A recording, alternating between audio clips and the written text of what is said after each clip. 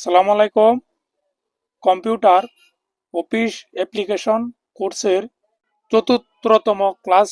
আজকে আজকে আপনাদেরকে যে বিষয়গুলো শেখানোর চেষ্টা করব সেগুলো হচ্ছে এমএস ওয়ার্ড।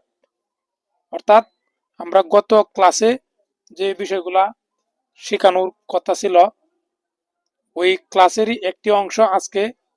গত ক্লাস অনেক লম্বা হয়ে যাওয়ার কারণে, অনেক লং ভিডিও হয়ে যাওয়ার কারণে গত ক্লাসে আজকের এই বিষয়টা আমরা স্কিপ করে দিয়েছিলাম। তো এখন আজকে আপনাদেরকে এমএস ওয়ার্ডের যে বিষয়গুলো দেখানোর চেষ্টা করব সেগুলো হচ্ছে পেজ লেআউট। গত ক্লাসে আমরা মাইক্রোসফট ওয়ার্ডের যে হোম মেনুগুলো রয়েছে এখান থেকে হোম, ইনচার্ট এই দুইটা বিষয় দেখানোর চেষ্টা করেছি, আপনাদেরকে আমি দেখিয়েছি। আজকে আপনাদেরকে যে বিষয়টা দেখানোর চেষ্টা করব সেটা হচ্ছে পেজ লেআউট। অর্থাৎ আমরা যখন মাইক্রোসফট ওয়ার্ডে কোনো কিছু কম্পোজ করবা, লেখালেখি করবা, সিভি তৈরি করতে যাব কিংবা কোনো বই কম্পোজ করতে যাব, প্রথমে আমাদের প্রয়োজন পড়বে পেজ লেআউটের কাজ। এখান থেকে আমরা কি করব, প্রথমে আমাদের পেজ সেটআপ দিতে হবে। আমরা সাধারণত এই পেজ লেআউটে এসে এখান থেকে আপনি লক্ষ্য করেন সাইজ একটা লেখা রয়েছে, সাইজ থেকে আমরা পেজটা সিলেক্ট করে নিব।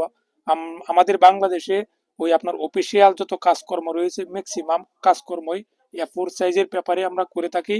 তারপর আমরা যে সাইজের পেপারটা ব্যবহার করি সেটা হচ্ছে আপনার লিগ্যাল A4, লেটার এবং লিগ্যাল, এই তিনটা পেজে আমরা বেশিরভাগ ব্যবহার করে থাকি। তো এখান থেকে আমি প্রথমে A4 সিলেক্ট করলাম। এখন আমি যে কাজটি করব সেটি হচ্ছে যে আমার পেজের কোন পাশে, উপরে নিচে সাইডে কোন পাশে কতটুক জায়গা আমরা ফাঁকা রাখতে চাই। এই জন্য আমরা যে কাজটি করব সেটি হচ্ছে যে মার্জিন। আপনি লক্ষ্য করেন এই মার্জিনে ক্লিক করার পরে এখানে অনেকগুলা আপনার ওই সিস্টেম দেওয়া থাকবে, অনেকগুলা অটোমেটিক সিস্টেম আপনি এখানে দেখতে পারবেন। অর্থাৎ অটোমেটিক সেটআপ এখানে মাইক্রোসফট ওয়ার্ডে দেওয়া রয়েছে, ওই এখান থেকে আপনি সিলেক্ট করতে পারবেন। আবার আপনি যদি ইচ্ছা করেন আপনি নিজে লিখে দিবেন, তাহলে এখানে কাস্টম মার্জিন যে লেখাটা রয়েছে এই কাস্টম মার্জিনে ক্লিক করলে আপনি এখানে লিখে দিতে পারবেন কোন সাইডে, টপ, লেফট, রাইট, বটম, কোন সাইডে আপনি কতটুক জায়গা নিতে চান। তো আমরা সাধারণত এই আপনার ওই যে লক্ষ্য করেন 0.5 যে লেয়ারটা রয়েছে নর্মালি এটাই ব্যবহার করে থাকি বেশি। তারপর আমরা আরেকটি বিষয় এখানে রয়েছে কলাম। কলামটা আপনাদেরকে প্র্যাকটিক্যালি না দেখাইলে আপনারা বুঝবেন না, আমি আপনাদেরকে প্র্যাকটিক্যালি দেখানোর চেষ্টা করি। এখানে আপনারা লক্ষ্য করেন আমার এই যে কম্পোজটা রয়েছে এটা কিন্তু একটি A4 সাইজের পেপারে দুইটা কলাম, অর্থাৎ একটি A4 সাইজের পেপারে দুইটা ভাগে আমি এটা কম্পোজ করেছি। আপনারা এটাকে 3টি 4টি 5টি পর্যন্ত কলামে তৈরি করে নিতে পারবেন। তো এই জন্য কি করবেন, আপনারা এই পেজ লেআউটে এসে এখানে কলাম যে রয়েছে এখানে লক্ষ্য করেন যে 2 অর্থাৎ দুইটি কলাম দেওয়া রয়েছে, এখানে আবার একটি কলাম আপনি দিতে পারবেন। একটি কলাম দেওয়ার সাথে সাথে এই যে কলামটা রয়েছে এটা পুরো পেজ নিয়ে যাবে এবং আমার এই আপনার ডান পাশে যে কলামটা ছিল ওইটা নিচে চলে এসেছে। আবার এখান থেকে আপনি 3টি কলামও ব্যবহার করতে পারবেন। আমি 3টি কলাম আপনার যদি ব্যবহার করি দেখেন আমার এটা একটু এলোমেলো হয়ে গেছে, কেননা আমার এটা 2টি কলামের মধ্যে করা ছিল যার কারণে 3টি কলাম দেওয়ার সাথে সাথে একটু এলোমেলো হয়ে গেছে। তো এভাবে আপনাদের প্রয়োজন অনুযায়ী কলাম দিয়ে দিবেন। আমি 2টা ছিল 2টা দিয়ে দেই। এইখানে আরেকটি কাজ, আমরা অনেক সময় আমরা আপনারা লক্ষ্য করবেন কোনো কোনো বই অথবা অনলাইন কোনো নিউজ পেপার যখন আমরা ওই পড়ে থাকি তখন আপনারা লক্ষ্য করবেন যে ব্যাকগ্রাউন্ডে একটি লেখা থাকে।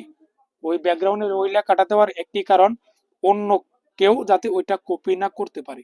ব্যাকগ্রাউন্ডে ওয়াটারমার্ক যেটা আমরা বলি ওয়াটারমার্ক, এই ওয়াটারমার্ক আপনি এইখান থেকে যে লক্ষ্য করেন ওয়াটারমার্ক লেখা রয়েছে এখানে যে ক্লিক করেন আপনার প্রয়োজন অনুযায়ী যেভাবে আপনি ওই ওয়াটারমার্কটা রাখতে চান, যে আমি যদি এটা ব্যবহার করি আপনি এটা দিলে আপনি লক্ষ্য করেন আমার ব্যাকগ্রাউন্ডে ডো নট কপি লেখাটা চলে এসেছে। পরবর্তীতে এটা এখান থেকে আপনি ওই আপনার প্রয়োজন অনুযায়ী কাস্টমাইজ করে নেবেন, আপনি যে যে লেখাটা ব্যাকগ্রাউন্ডে রাখতে চান ওই লেখাটা দিয়ে দিবেন। তারপর আমাদের যে কাজটি এই পেজ লেআউটে আমরা করে থাকি সেটি হচ্ছে পেজ কালার। অর্থাৎ আমার যে পেজটা রয়েছে ওই পেজের ব্যাকগ্রাউন্ডে যদি কোনো কালার আমরা দিতে চাই তাহলে আপনারা এই পেজ লেআউটে এসে এখানে লক্ষ্য করেন এই যে পেজ কালার যে লেখাটা রয়েছে এই পেজ কালারে আপনি যে যে কালারে ব্যাকগ্রাউন্ড দিতে চান ওই কালারটা যদি সিলেক্ট করে দেন অটোমেটিক ওই কালারটা হয়ে যাবে। আমি আজ আপনারা দেখেন আমি আমার পুরা ব্যাকগ্রাউন্ডে অর্থাৎ পুরা পেপারের মাঝে এই কালারটা নিয়ে এসেছি। এখন কিন্তু ডকুমেন্টটা অর্থাৎ আমার এই ডকুমেন্টটা আরেকটু উজ্জ্বল কালার হয়ে গেছে। এভাবেই আপনি ওই ব্যাকগ্রাউন্ড কালার দিতে পারবেন। এখানে আপনারা লক্ষ্য করেন আমি এই কম্পোস্টটা যে করেছি, এই কম্পোস্টটি আমি করার A4 সাইজের একটি পেপারে এই কম্পোস্টটি মূলত আমি করেছি। এখন যদি আমরা এই কম্পোজের চারপাশে একটি বর্ডার দিতে চাই, অর্থাৎ আমার যে A4 সাইজের পেপারটা রয়েছে ওই পেপারের চারপাশে যদি আমি মার্জিন করে দিতে চাই, তাহলে আমি কিভাবে দেব? ওইটাও আমি পেজ লেআউটের থেকে আপনি এখানে লক্ষ্য করেন, পেজ বর্ডার যে লেখাটা রয়েছে এখানে যদি আপনি ক্লিক করেন, তাহলে এখান থেকে আপনি অনেকগুলা বর্ডার আপনি দেখতে পারবেন। আপনাকে অটোমেটিক দেখাবে এইখান থেকে আপনি যে বর্ডার আপনার যে বক্সটা আপনার প্রয়োজন পড়ে ওইটা ব্যবহার করতে পারবেন। আমরা সাধারণত এই বক্সটাই বেশিরভাগ ব্যবহার করে থাকি। আমাদের এটা তেমন ব্যবহার প্রয়োজন পড়ে না, তারপরও আমরা অনেক সময় এটা ব্যবহার আমাদের করতে হয়। আমি এখন যদি এই বক্স সিলেক্ট করে ওকেতে দেই, তাহলে আপনারা লক্ষ্য করেন আমার যে লেখাটা রয়েছে, আমার যে কম্পোজটি রয়েছে, এটির চারপাশে একটি বর্ডার বর্ডার চলে এসেছে। এটা চারপাশে একটি বর্ডার চলে এসেছে। এভাবে আপনি কোনো ডকুমেন্টের চারপাশে বর্ডার আঁকতে পারবেন। তো এই আজকের ভিডিও তেমন লম্বা করব না। আজকের ভিডিও মূলত পেজ লেআউট নিয়েছিল। আর আমরা মাইক্রোসফট ওয়ার্ডে যে কাজকর্মগুলা করে থাকি ওই কাজগুলা বেশিরভাগই আমরা ব্যবহার করি হোম, ইনচার্ট, তারপর হচ্ছে আপনার পেজ লেআউট। এই তিনটা মেনুই আমাদের অতিরিক্ত ব্যবহার করতে হয়। পরবর্তীতে যেগুলা থাকবে আমি ক্লাস বাই ক্লাস আপনাদেরকে দেখিয়ে দেব। আর আরেকটি বিষয়, আপনারা কিভাবে আন্ডারলাইন করবেন, কিভাবে বোল্ড করবেন, কিভাবে ইটালিয়ান করবেন, ওই বিষয়ে আমি 3 নম্বর ক্লাসে আপনাদেরকে সরাসরি দেখিয়ে দেওয়ার চেষ্টা করেছি। আর পরবর্তীতে আমরা আরো কাজের মাধ্যমে কিভাবে বোল্ড করতে হয়, কিভাবে আপনার আন্ডারলাইন করতে হয়, কিভাবে আমরা টেবিল তৈরি করতে হয়, ওইটাও আমি দেখিয়ে দিছি। আবার আমরা পরবর্তী ক্লাসে আবার কাজ করার মাধ্যমে সরাসরি আপনাদেরকে আমি দেখিয়ে দেওয়ার চেষ্টা করব। আর এভাবেই একদম বেসিক থেকে অ্যাডভান্স লেভেল পর্যন্ত আপনাদেরকে আমি নিয়ে যাওয়ার চেষ্টা করব।